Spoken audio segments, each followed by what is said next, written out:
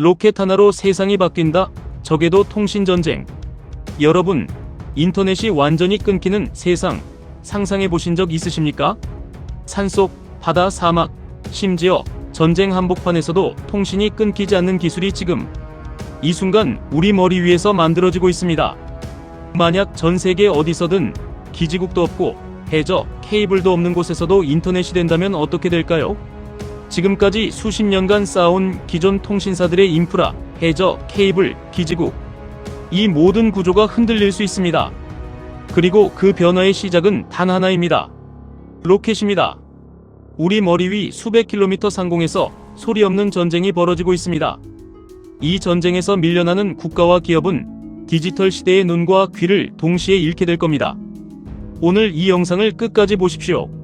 수천 톤의 쇳덩이를 하늘로 쏘아 올리는 로켓의 구조와 그 기술이 만드는 적에도 통신이라는 거대한 기회를 보여드리겠습니다. 이부 로켓은 왜 존재하는가? 결론부터 말씀드리겠습니다. 로켓은 단순한 발사체가 아닙니다. 우주 인프라를 만드는 운송 시스템입니다. 택배 기사가 없으면 물건이 목적지에 도착하지 못하듯 로켓이 없으면 위성이 우주에 올라갈 수 없습니다. 그리고 그 위성들이 지구 전체를 하나의 네트워크로 연결하는 적에도 통신 인프라를 만들어냅니다.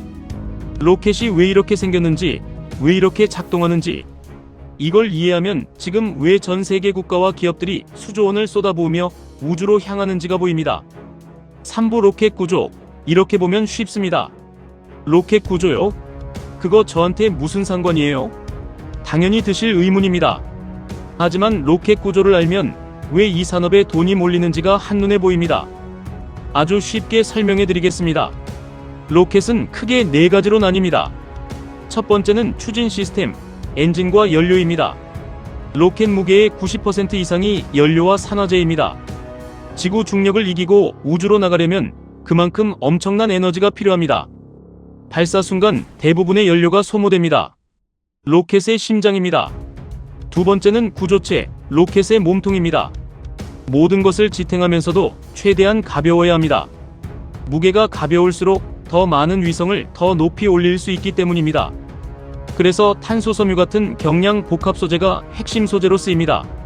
세 번째는 페이로드, 탑재물입니다. 위성, 통신 장비, 센서. 로켓은 결국 이것을 우주에 올리기 위해 존재합니다. 로켓의 고깔 모양 덮개인 페어링이 대기권을 통과할 때 이 탑재물을 마찰열로부터 보호하고 우주에 도달하면 입을 열어 위성을 내놓습니다. 네 번째는 단계 분리입니다. 일단 로켓이 초반 강력한 추진력으로 지면을 박차고 올라간 다음 연료를 다 쓰면 공중에서 분리되어 버려집니다. 무게를 줄여서 2단 로켓이 더 높이, 더 효율적으로 올라갈 수 있게 하는 구조입니다. 한 줄로 정리하면 이렇습니다.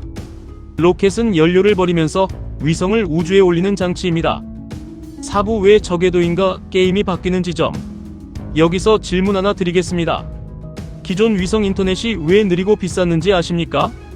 기존 통신 위성은 지구에서 36,000km 위에 떠 있습니다. 지구에서 적도 지름만큼 더 올라간 높이입니다. 그만큼 신호가 오가는 거리가 멀어서 지연 시간이 크고 속도도 느릴 수밖에 없었습니다. 적에도 위성은 다릅니다. 고도 300km에서 2000km 사이에 떠 있습니다. 기존 위성에 비해 지구에 훨씬 가깝습니다. 그래서 신호가 오가는 시간이 극적으로 줄어듭니다. 결과는 어떻게 될까요? 인터넷 속도가 지상 광 케이블 수준에 근접합니다. 지연 시간이 줄고 커버리지는 지구 전체로 넓어지고 실시간 통신이 가능해집니다. 산속도, 바다도, 비행기 안도, 전쟁 지역도 전부 연결됩니다. 단, 저궤도는 지구와 가깝기 때문에 위성 하나의 커버리지가 좁습니다. 그래서 수백에서 수천 개의 위성을 동시에 띄워서 지구 전체를 그물처럼 덮는 방식을 씁니다. 그리고 그 위성을 올리는 것이 바로 로켓입니다.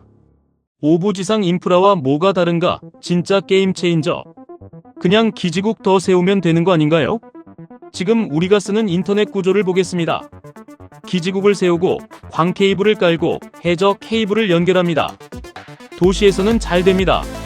하지만 설치 비용이 어마어마하고 지형과 지역에 제한이 있습니다. 외딴 섬, 밀림, 사막, 바다 한복판에는 기지국을 세우는 것 자체가 불가능하거나 비현실적입니다. 적에도 위성은 어떨까요? 그냥 위에서 쏩니다. 지상에 아무 인프라가 없어도 됩니다. 수신 안테나만 있으면 됩니다. 산속에서도 됩니다. 바다 위 선박에서도 됩니다. 비행기 안에서도 됩니다. 핵심 한 줄입니다.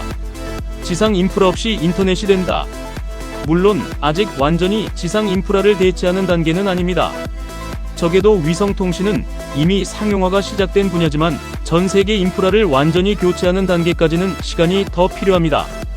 다만 커버리지 확대와 기술 발전에 따라 통신 구조에 의미 있는 변화가 생길 가능성이 거론되는 구간입니다. 6부 나스닥 수혜 가능성 기업 글로벌 우주 패권의 주역들. 그렇다면 글로벌 시장에서 이 흐름과 관련해 주목받는 기업은 어디일까요? 수혜 가능성이 거론되는 기업들을 소개해드리겠습니다. 투자 판단은 반드시 최신 공시와 재무 현황을 직접 확인하신 후 결정하시기 바랍니다. 첫 번째, 스페이스X입니다. 비상장 기업이지만 반드시 알아야 할 이름입니다. 재사용 로켓 기술로 발사 비용을 기존의 10분의 1 수준으로 낮췄습니다. 그리고 스타링크라는 이름으로 적어도 위성통신 서비스를 이미 전 세계에 제공하고 있습니다. 로켓을 만들고 위성을 쏘고 통신 서비스까지 직접 운영하는 수직 통합 구조입니다. 현재 적어도 통신 시장의 기준을 만들고 있는 기업입니다. 두 번째, 로켓랩, 티커 RKLB입니다. 소형 위성 전용 발사체 분야의 강자입니다. 스페이스X가 대형 트럭이라면 로켓랩은 퀵서비스입니다. 작은 위성을 더 빠르게, 더 자주, 더 저렴하게 쏘아 올리는 기술력을 가졌습니다. 적어도 위성 수요가 늘어날수록 소형 발사체 수요도 함께 증가하는 구조입니다. 세 번째, 이리듐 커뮤니케이션즈, 티커 IRDM입니다. 이미 적어도 위성 네트워크를 통해 전 세계에 음성과 데이터 서비스를 제공하고 있는 기업입니다. 꿈이 아니라 지금 실제 매출이 나오는 적어도 통신 기업으로 이 분야에서 가장 오랜 실적을 보유하고 있습니다. 네 번째, 아마존 프로젝트 카이퍼입니다. 아마존이 스타링크에 맞서 적어도 위성 인터넷 서비스를 준비하고 있습니다. 수천 개의 위성 발사 계획을 가지고 있으며 아마존의 거대한 자본과 클라우드 인프라가 결합될 경우 시장 판도를 바꿀 수 있는 변수로 거론됩니다. 7부 국내 수혜 가능성 기업. 한국의 강점은 부품과 발사체. 그렇다면 국내 시장은 어디서 기회를 찾을 수 있을까요? 한국은 발사체 기술, 위성 제조, 경량 소재 분야에서 수혜 가능성이 거론됩니다. 첫 번째 업종은 발사체 및 항공우주입니다. 한화에어로스페이스입니다. 누리호의 엔진을 만든 기업입니다. 로켓에서 가장 핵심적인 부분이 엔진인데 한화에어로스페이스는 그 설계와 제조 기술을 보유하고 있습니다. 한국이 민간주도 우주 개발로 나아갈 때 가장 먼저 이름이 오르내리는 기업입니다. 두 번째 업종은 위성 제조 및 통신입니다. 세트레가이입니다. 적어도 위성 자체를 설계하고 제조하는 기술력을 보유한 기업입니다. 위성 수요가 늘어날수록 직접적인 수혜를 받을 수 있는 구조입니다. 인텔리안테크입니다. 적어도 위성 신호를 수신하는 안테나 분야에서 글로벌 점유율 상위권을 차지하고 있습니다. 위성이 많이 뜰수록 그 신호를 받을 안테나 수요도 폭발적으로 늘어나는 구조입니다. 위성 발사 경쟁의 간접 수혜를 가장 직접적으로 받을 수 있는 기업 중 하나로 거론됩니다. KT입니다. 위성 통신 서비스 사업을 추진 중이며 적어도 위성 통신이 확산될 경우 기존 통신 인프라와 결합하는 방식으로 사업 확장 가능성이 거론됩니다. 세 번째 업종은 소재 및 구조체입니다. 한국화이바입니다. 탄소섬유 기반 경량 복합 소재 기술을 보유한 기업입니다. 로켓 구조체에서 무게를 줄이는 것이 핵심인데 이 경량 복합 소재가 바로 그 역할을 담당합니다. 위성과 로켓 구조체의 수요가 늘어날수록 이 소재 수요도 함께 증가하는 흐름에서 연결 가능성이 있다는 점에서 관심있게 지켜볼 기업으로 거론됩니다. 다만 현재 공시와 실제 우주 관련 매출 비중은 직접 확인하시기 바랍니다. 8부 하늘 너머의 기회를 보십시오. 정리하겠습니다. 로켓은 단순한 발사체가 아닙니다. 우주 인터넷을 만드는 시작점이고 전 지구를 하나의 네트워크로 묶는 적어도 통신 시대를 여는 열쇠입니다.